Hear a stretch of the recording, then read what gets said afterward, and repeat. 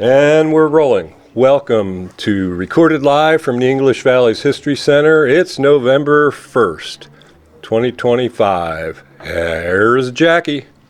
Hello, my name is Jackie Geringer McDermott, and we are recording live from the English Valley's History Center in North English, Iowa. It is November 1st, 2025.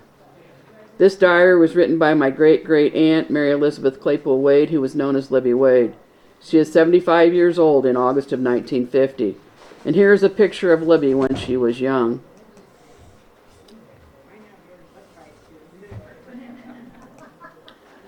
I will read and talk about a few days in the diary, and then switch to happenings around the History Center and feature stories. August 16th, 1950. Clear and warm. Looks like we may have nice weather for the big picnic, which begins tonight and through tomorrow. Temperature yesterday was 90 degrees. Predicted higher for today. The picnic that Lib is talking about is the town-wide celebration to be held at the city park this week. I worked all forenoon, defrosted the refrigerator, husked corn, and got it ready to put in the refrigerator. Put it in the plastic bags after it was silked and washed, and got dinner. Flossie came in a while. She told me Troy Tracy died at Parnell. Also, Dan Toomey's son, who was studying to be a priest. I can't remember his name. Millard is at home, feels pretty well, can get around some. Flossie is to have a demonstration booth for the Sew Gem at the picnic tonight and tomorrow. Flossie Claypool West is the granddaughter of Lib's late cousin Wallace Claypool. She and her young daughter Barbara are living with her parents Millard and Molly Claypool in the country on a farm north of town near the Yankee Point area. Flossie works for Mahana Furniture uptown demonstrating sewing machines.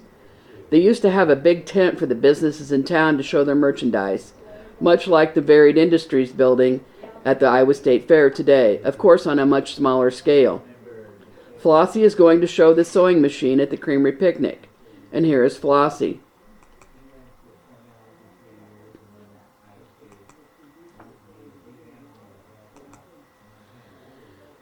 Flossie is telling Lib the news from around Parnell, as Lib used to live in Parnell with her son Wayne and his wife Jenny and their family. And here's the death notice on Tracy Troy that they're talking about.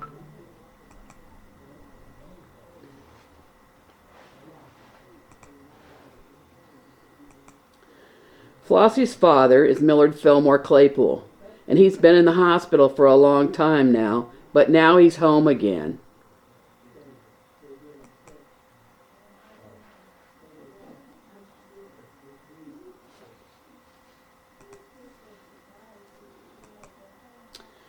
Elmer Cheneys of Des Moines were visiting in town. They lived here a few years ago. Son Jimmy is married and lives in Illinois. Hadda, the daughter, is a widow and lives with her folks. She's a school teacher. Hattie was here a minute. She has corn to can this p.m. No help. I'd tell them to take it. It's too hot, and Hattie is not able. Hattie Newberry Killian is Lib's neighbor, age 59, and she's had a serious bout with cancer and is not in the best of shape now. Received a card from Hazel from Martinsville, Indiana. They are going to Niagara Falls from there. According to the North English Record, Hazel, Lib's granddaughter, and her husband Glenn Cobb went to Martinsville, Indiana to see an old buddy from the service and then on to Niagara Falls. And here are Hazel and Glenn.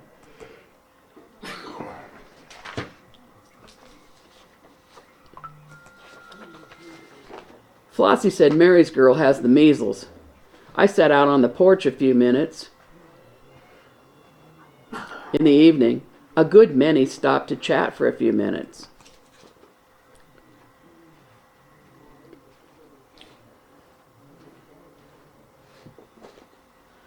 Flossie's sister Mary is Mrs. Henry Williams from Williamsburg. Their daughter's name is Linda Williams. Doris Brown and Dorothy Smith were here a while. Lots of folks in town and to the park tonight. Cars, cars, cars go by. Doris Brown is a 27-year-old single woman who worked at the creamery as a stenographer. Her friend Dorothy Helen Smith is the daughter of the George or Goban Smiths and the sister of George Smith, the longtime postmaster in North English. In later years, Dorothy Helen Smith and Mary Cecil Smith, her sister, who also worked at the post office, lived together in a small brick house at the corner of Highland Street and Broad Street. You will notice as you pass their house that there is still an S in the decoration on the front door of that house. August 17th, 1950. Phyllis's birthday, 19. Also, my sister Myrtle died on this date, the day Phyllis was born. It is still warm this morning, colder weather predicted. Phyllis Wade is Lib's granddaughter, who is a 1949 graduate of North English High School and currently employed at the creamery. And here's a picture of Phyllis in her later years.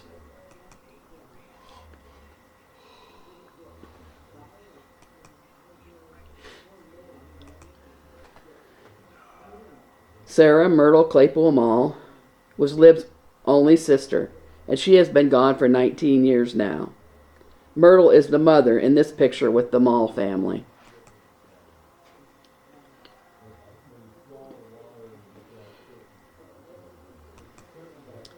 This is Creamery Picnic Day. I hope it stays nice. Russell went to Davenport for a load of material for the HLC. I didn't know whether I'd get to go or not, but Evelyn came up and said they would stop for me, so I got ready. Jenny, Evelyn, and Belva and the children came. We went out by the creamery to see the parade. It was very nice, and then we rode up through the west part of town. Saw the new house of Lortz's on the corner, William Gilchrist's, Bob Castile's, and some others, and then down to Wayne's where I spent the day.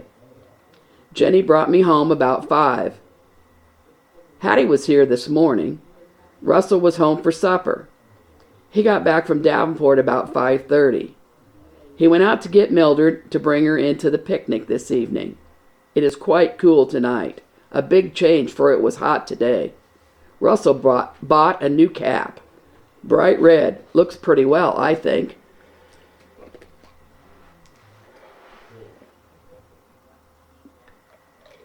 The Creamery Picnic was the name of the North English celebration, which was started by the English Valleys Cooperative Creamery Association as a company picnic, but evolved into a town-wide celebration. Nowadays, the celebration is called Fun Days, and it's held on weekends, but in 1950, the celebration was on a Thursday, which is why Russell had to work at the Home Lumber Company. Lib does not get out of the house much due to her bad foot, so she was glad when her daughter-in-law Jenny took her to the celebration in her car. Jenny's daughters, Belva Yoss and Evelyn Kurtz, along with their small children, Mickey and Lucinda or Cindy Yoss, and Suzanne and Kathy Kurtz also rode in the car. Here is Belva Yoss,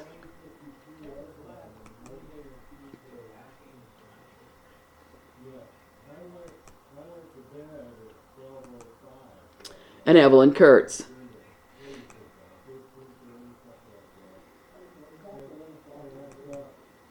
Afterwards, the family swung out to the west end of town to see these new houses. This is Lortz's.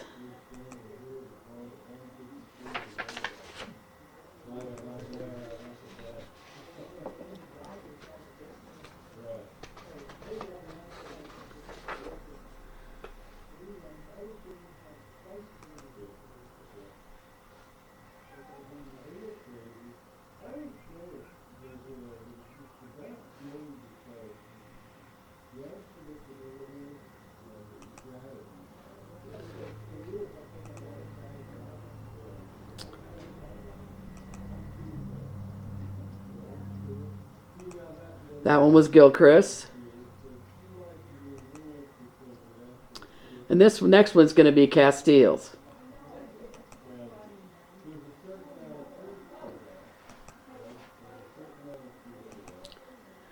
Wayne is Jenny's husband and Lib's oldest son, and they live a block south of Lib. Here is Wayne or Perky and Jenny Wade.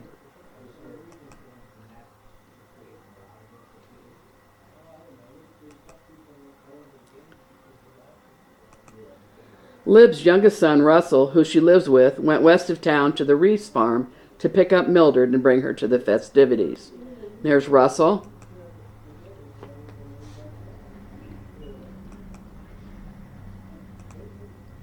And Mildred in later years.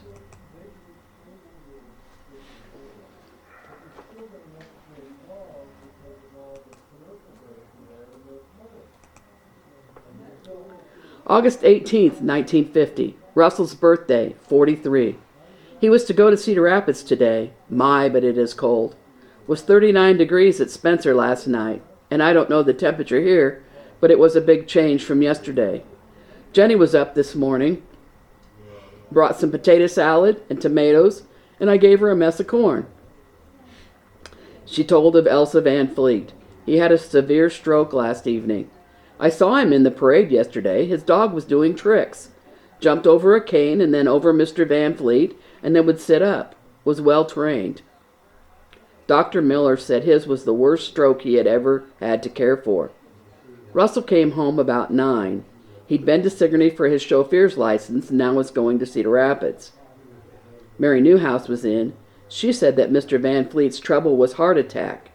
He is some better but very weak. Hattie was here in the p.m. On the way to Nell Miller's, a business meeting of the church. Left some WSCS programs for me to write out. Her sister Ruth Bursler brought me a chicken, dressed, $1.20. It looks nice. Mary Kelly Newhouse, age 71, is a neighbor who visits and runs errands for Libby. Hattie Newberry Killian belongs to the Methodist Church and has Lib to do some of her writing for her. Lib seldom attends church groups like the WSCS or her Rebecca Lodge now, but she makes herself useful using her wonderful writing skills. I cooked a meatloaf and made a dish of Jell-O and bananas. Mrs. Bolts was up.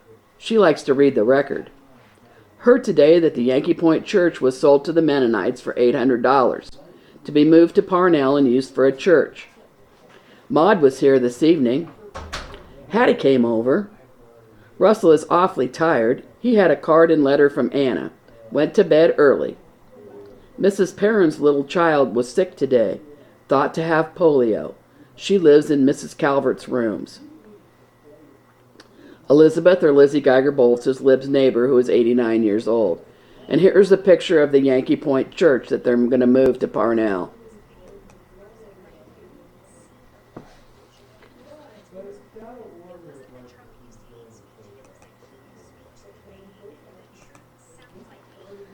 Maud Foster Claypool is 53 years old and is a neighbor and is married to Ray Claypool, who is Lib's nephew. And here's the picture of Maud in her later years when I knew her.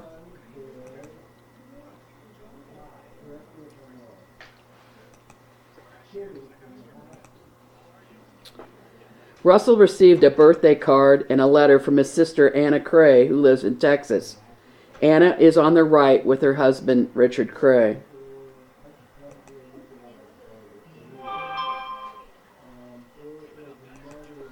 And that's the end of the diaries for today.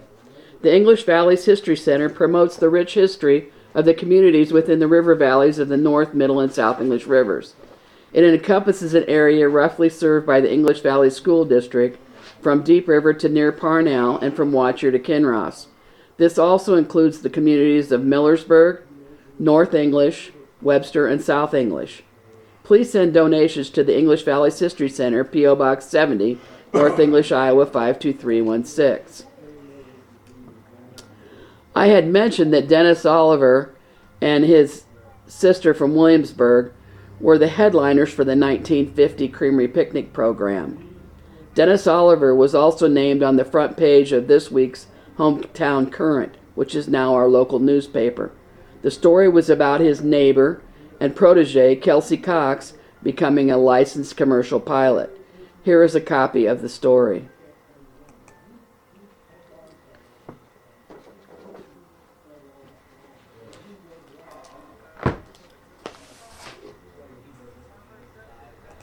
We mentioned before that Dr. Gary Kolosik brought us this book from the North English Rotary Club. And this is really interesting. I need to do a bunch of reading and studying in this book. He also brought us some different items that he discovered in his shop. And this is a calendar from 1933, and it's from the F.C. Allen pharmacist. That would have been Frank Allen. He was a pharmacist uptown. Here's the picture of that, so you can see it close.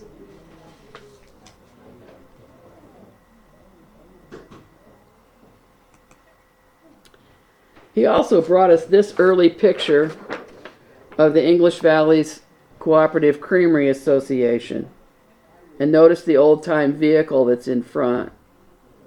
And here I'll show you that one close up too.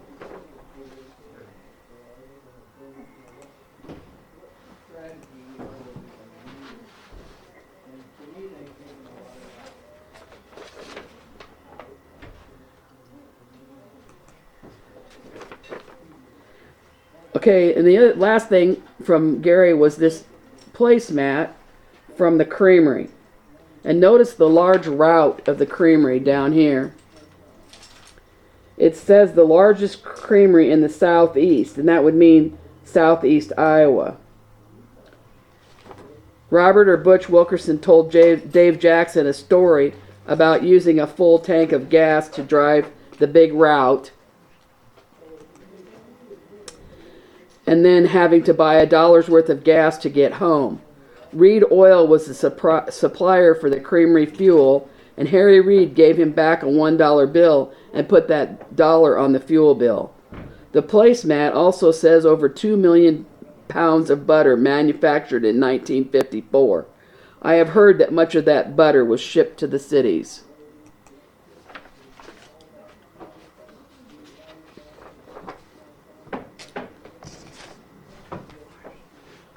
Sit down, sit down. Or go back there. Yeah. I want to give him some things. Sure. Yeah. I don't know the protocol. Yeah. Correspondence. Mark Claypool said, Jackie, it was so nice being in your audience this morning as I sit there. The memories poured from my youth living next door to Millie and Cliff Cox. I knew every inch of that brick house as a kid. The Dean Best story was especially heartwarming. Dean was the one that prepared my granddad's feast for his burial, and Mike worked for Dean and Mary before he went to the grocery store to work for Bob Buckner. Thank you so much for what you do and how you do it. Barb Best said, I learned a couple things about my own family. Great job, Jackie. Georgia Ackerman Gent said, another fantastic podcast. Dean and Mary Best were well deserved to be highlighted. My friend Trish Montross Blaylock Garrity comes to many of our broadcasts. She is 24 and I am 12. Well, maybe not anymore, but we were at one time, so she remembers further back in North English history than I do. Trish told me that the Methodist minister's name was pronounced Hebron, and that the newspaper owner's wife was Mrs. Kuhneman. I've only seen those names in print and never heard anyone say them, as those people were gone long before I remember. John Gregan from the class of 1966 lives in Maryland, and when he visits North English every summer, he comes to the History Center the first thing on Saturday morning. When he visited this summer, I noticed his memory is sharp for things that happened in the 1950s. He started working at the grocery store for Barney Morgan at a young age, so he's interested in all things uptown.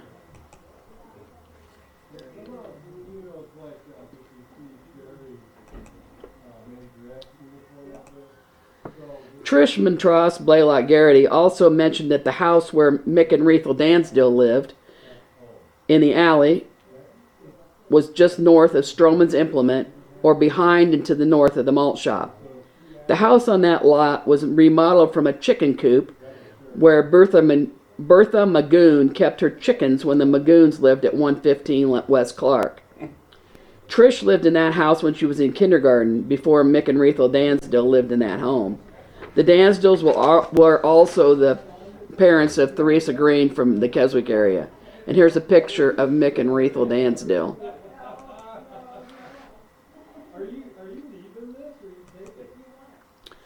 Twyla Gerard is also a descendant of the Montross family and told Trish more about the nurse, their grandmother, Fern Montross, who helped old Doc Miller deliver babies in the Millersburg area. The roads in that time were not paved or graveled as much as they are now, and so they were often very muddy. So old Doc could sometimes not make it to Millersburg in time for a delivery. Millersburg also had a house designed as a hospital, but many babies were born at home. Trish also noted that her son Robin Blaylock was doing a genealogy report for one of his junior high classes back in the day, and he discovered that he was related to the Sanger family, both through his dad Gary Blaylock and his mom Trish Montross.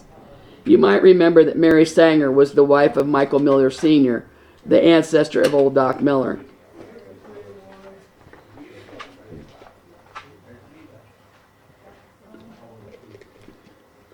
And speaking of the Millers, my childhood friend, Helen Kirkpatrick Schwietert from Colesburg, Iowa and Lake Placid, Florida, is descended from the same bunch of Millers as Noah Samuel Miller that started the hardware store in North English. She mentioned that this summer she visited the Antietam battlefield from the Civil War, which is near the site of the Miller Farm out in the eastern United States. I am excited to learn more about that subject when Helen and I can spend more time together. Vicki Orndorff Johnson is a regular listener from California, and she writes, "The broadcast definitely makes my day. Thank you, Jackie." Vicki lived here as a young girl and is the granddaughter of Vic and Lucille Van Dyke, who lived at the east end of Oak Street on the south side. Vic worked for the city of North English and in later years mowed cemeteries and parks with my grandpa, John Geringer. And here's a picture of Vic and Lucille Van Dyke. They are also the grandparents of the Van Dykes from this area.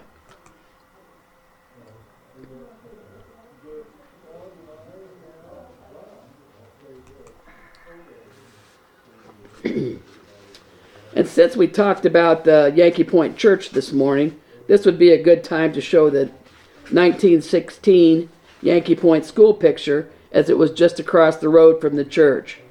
All four of Lib's children are in the picture. Anna is in the back row on the left. Wayne is in the fourth from the left in the back row. And Warren is on the right in the back row. And Russell is the second from the right in the front row. And Flossie Claypool is in this picture in the middle row, third from the left. This picture was saved by Edgar or Ty Cobb, who was in the middle holding the slate, and his brother Estill or Shorty Cobb, who is on the left in the first row. They are the older brothers of Glenn Cobb, who was Lynn's grandson by marriage, as you might remember.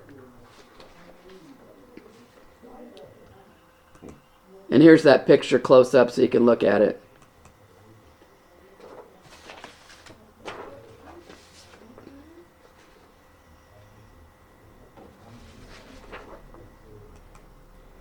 You might remember that Lib mentioned in the diary the following paragraph.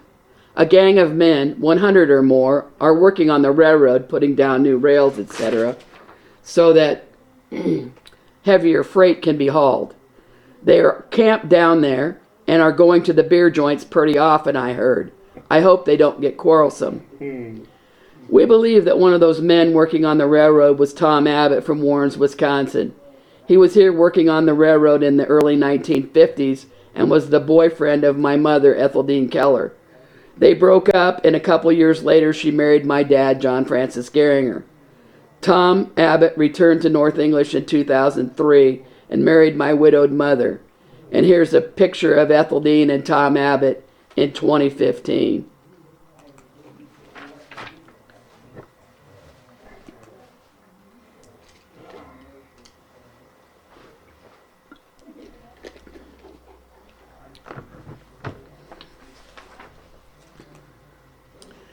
Connie Holden Hanna was in attendance at our alumni luncheon last Monday and brought some pictures of her father's North English class of 1939. There are some football pictures They're right here, and we're going to put these on the internet this week so that we can get people to identify their parents or their dads. Here's the other one. The only one we know for sure is which one is Connie's dad, Edwin Holden. And then we have this picture from her dad's class of 1939 at their 55th class reunion in 1994. They are identified as follows. In the back is Vaughn or Sam Humphrey, who recently passed away at age 103 as the oldest survivor of the Battle of the Bulge in World War II. Edwin Holden, who was Alice Holden's husband and the father of Connie and Rick. Otis Holton, who built many houses in North English. Vivian Oliver Sightsinger. Evelyn Wade Kurtz, who was Lib Wade's granddaughters from the diaries we read each week. Reva Gilchrist Wyant, who was Mrs. Claypool, a grade school teacher here. William or Bill Mahana, who ran Graham Hardware. Elroy Hill, who was a historian. And in the front are Jean Dennis Bondorf, who was a good friend of my mom's. Dorothy Morse Hanson. Leona Shute Glantz, who was the mother of the Glantz children who attended EV. Una Graham Walsh. Mary Wright Fry. And Ruby Herdliska Pope, the mother of Donnie Pope, who attended EV. And we'll give you that picture close up too.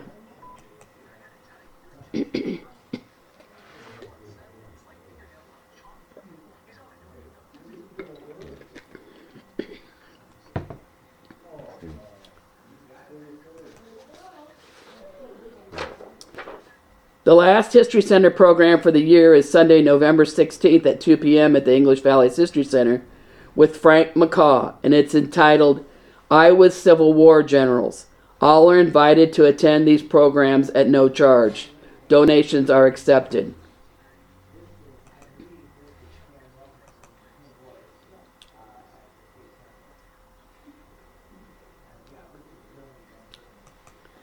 And this is a reminder that the next alumni luncheon group will meet at 11:30 a.m. at the Main Street Pub and Grub in North English on Monday, December 8th.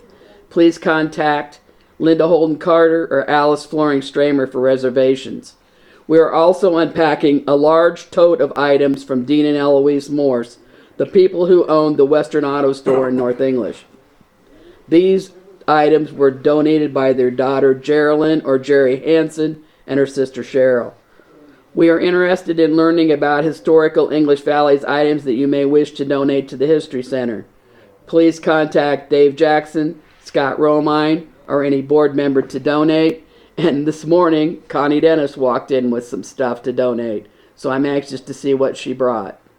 Connie Dennis Pfeiffer, I should say.